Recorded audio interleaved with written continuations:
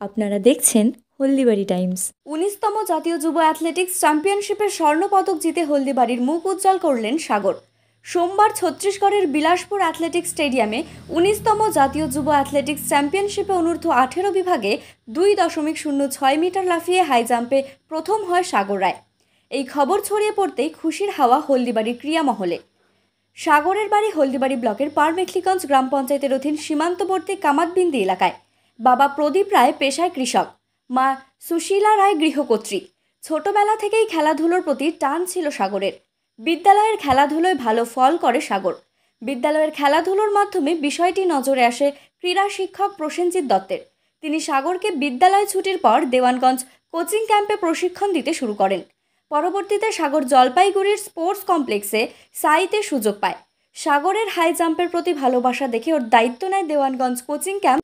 এরপর গত বছর জুন মাসের গোড়ার দিকে 66তম জাতীয় স্কুল গেমস 2022-23-এ রাজ্য দলে জায়গা করে সাগর, কিন্তু চতুর্থ স্থান অধিকার করে ফিরতে হয় তাকে।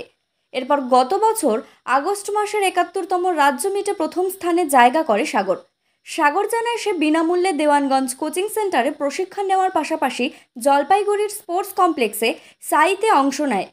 সাগরের সাফল্য বাবা প্রদীপ রায় তিনি বলেন 19তম জাতীয় যুব অ্যাথলেটিক্স চ্যাম্পিয়নশিপে জায়গা করে।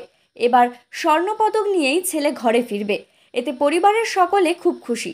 বাড়িতে শুভেচ্ছা বার্তা দিতে প্রচুর লোক ও সংবাদ মাধ্যমের প্রতিনিধিরা ভিড় জমাবে। ছেলে স্বর্ণপদক পাওয়ায় খুশি তিনি। এদিকে সাফল্যে খুশি ক্রীড়াবিদ ও কোচ প্রসেনজিৎ দত্ত ওরফে বাবাই। তিনি বলেন, হাই জাম্পে সাগরের ভালোবাসা আমি স্কুলের ক্রীড়া প্রতিযোগিতাতে প্রত্যক্ষ করেছিলাম। এরপর ওকে নিজের কোচিং সেন্টারে ভর্তি করে কিছু বিষয়ে নজর দিতে বলি। জলপাইগুড়ি স্পোর্টস কমপ্লেক্সের সাইয়ের কোচ ক্যাম্প সেন্টারের ইনচার্জ ওয়াসিম আহমদ বলেন, হাই জাম্পে সাগরের ভালোবাসা আমি বিভিন্ন ক্রীড়া প্রতিযোগিতাতে প্রত্যক্ষ করেছিলাম। আমি 2018-19 সাল থেকে প্রশিক্ষণ দিতে শুরু করি। এরই মাঝে করোনার সময় ক্যাম্প বন্ধ হলেও দেওয়ানগঞ্জ কোচিং ক্যাম্পে প্রশিক্ষণ নিত।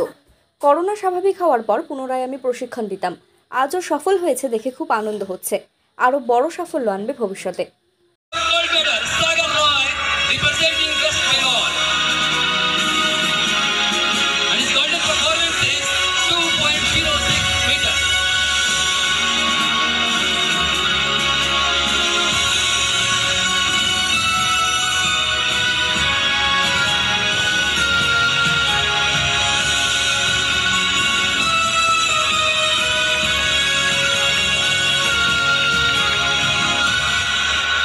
Congratulations winners and thanks to our honorable guests.